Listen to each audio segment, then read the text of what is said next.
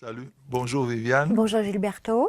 merci d'être ici avec nous De dans la nouvelle rien. bibliothèque. Comme tu vois, il y a eu des changements, donc ça, c'est également une bonne opportunité pour voir un peu ce qui a été changé très récemment à la Cour. Et aujourd'hui, on veut parler de manière très informelle, très sympathique, un peu des années de démarrage de l'institution. Toi, tu as le privilège d'avoir été une des premières personnes recrutées par l'institution. Oui. Est-ce que tu peux nous rappeler un peu ce moment et pourquoi au juste tu as choisi de venir travailler à la Cour des comptes? Choisir, travailler, venir à la Cour des comptes, c'est autre chose. J'ai commencé au service juridique en 76 jusqu'à 77. Et après, le contrat était terminé là. Et donc, j'étais de nouveau à la maison. Et un jour, on m'a téléphoné en disant, écoutez, Madame Weizen, euh, il nous faut absolument quelqu'un au standard à la commission. Alors j'ai dit, mais À la écoutez, Cour des comptes. non, non, à la À la Cour. commission, voilà. Et j'ai dit, écoutez, madame, j'ai jamais travaillé dans un standard, je sais absolument pas comment ça fonctionne. Et bon, bref, elle m'a dit, venez, allez voir, vous verrez, vous arriverez. Bon, je suis allée voir un standard évidemment très moderne. Déjà à l'époque, on était une vingtaine là dans le standard. Et bon, Jeannie Frank, une collègue aussi de la Cour des comptes, qui travaillait aussi à la commission. Donc, un jour ou l'autre, on disait bon, Janine, il y a une nouvelle institution. À l'époque, pas encore une institution, c'était un organe, la Cour des comptes, et on cherche une secrétaire là. Et bon, Janie est arrivée à la Cour des comptes et elle était la secrétaire. Non, d'abord, elle a fait le standard. Et après, elle est devenue secrétaire de Monsieur Calmas. Et puis, il fallait de nouveau une standardiste. Et on m'a téléphoné à nouveau pour si j'avais envie de travailler encore un peu au standard. Et donc, c'est comme ça que ça a commencé, le standard, Telex. Et je suis arrivée là-bas. Le standard, un vieux machin, on aurait cru la guerre. Mais bon, ce qui m'arrangeait, c'est donc on faisait des roulements. Une fois le matin, une fois l'après-midi et une fois une journée entière. Et ça m'arrangeait bien parce qu'à l'époque, mon fils, il avait que 5 ans, donc j'étais quand même une moitié de la journée avec lui. Et puis voilà, ça a commencé comme ça. Il y avait Madame Schengen, il y avait Dominique Moras, tous les deux malheureusement sont décédés.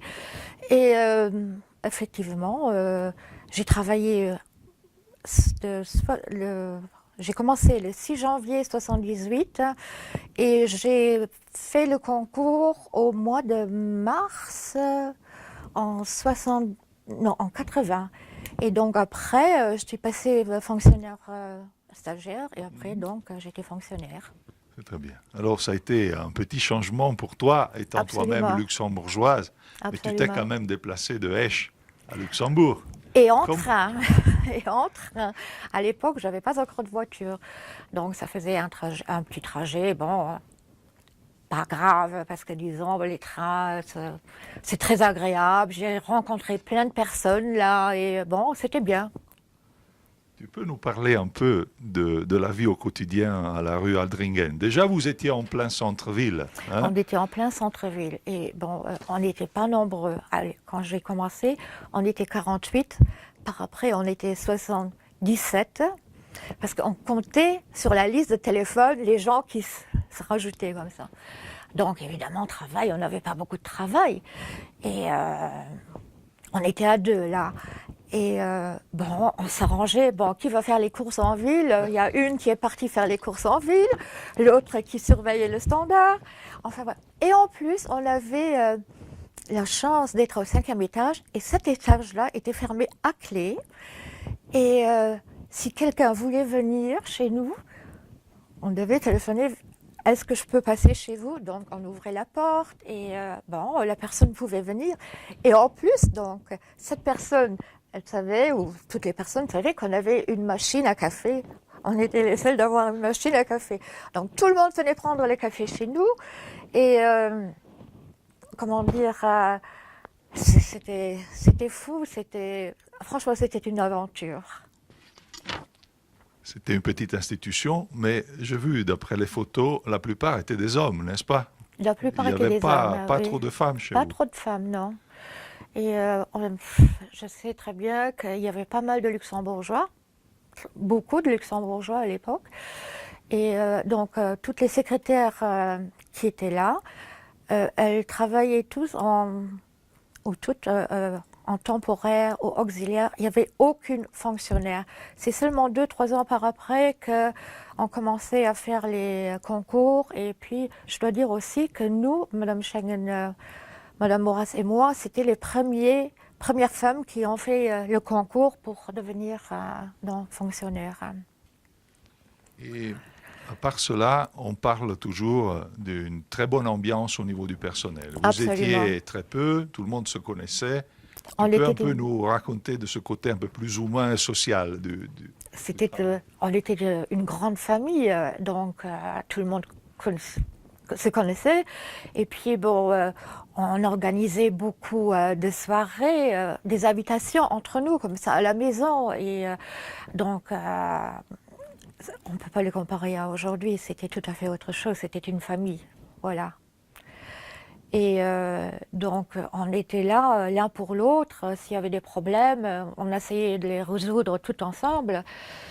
Mais bon, il y avait ce côté-là, mais on travaillait aussi. On travaillait autrement comme aujourd'hui. Il n'y avait pas d'ordinateur, il n'y avait rien du tout. On avait une machine à clavier qui était, je ne sais pas, au moins une vingtaine d'années.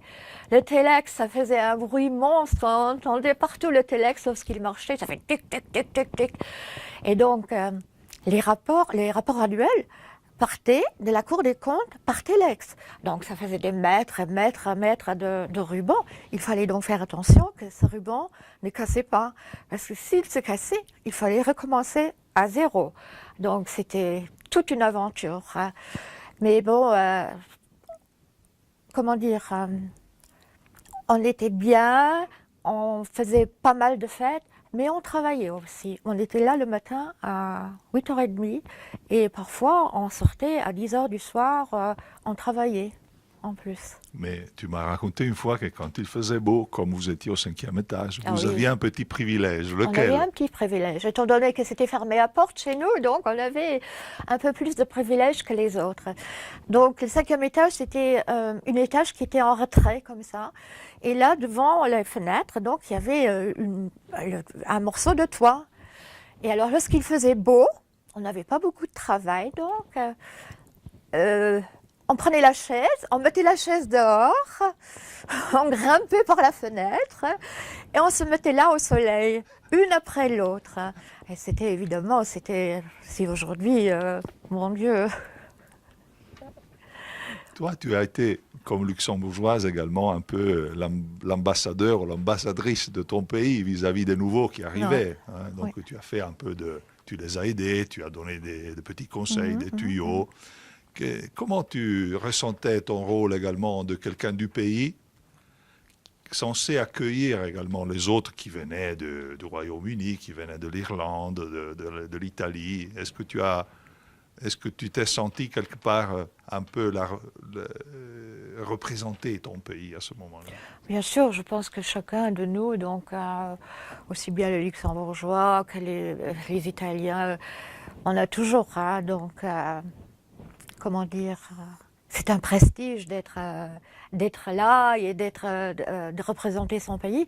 Et d'ailleurs, à l'époque, je sais très bien, il y avait plus de Luxembourgeois que d'Anglais et Sir Norman Price, il faisait toute une affaire parce qu'il y avait plus de Luxembourgeois au départ que d'Anglais. Mais disons, c'est toujours un prestige, surtout parce que le Grand-Duché est un pays très petit, donc on n'avait pas beaucoup d'effectifs. Et parmi ça, on était quand même beaucoup de Luxembourgeois.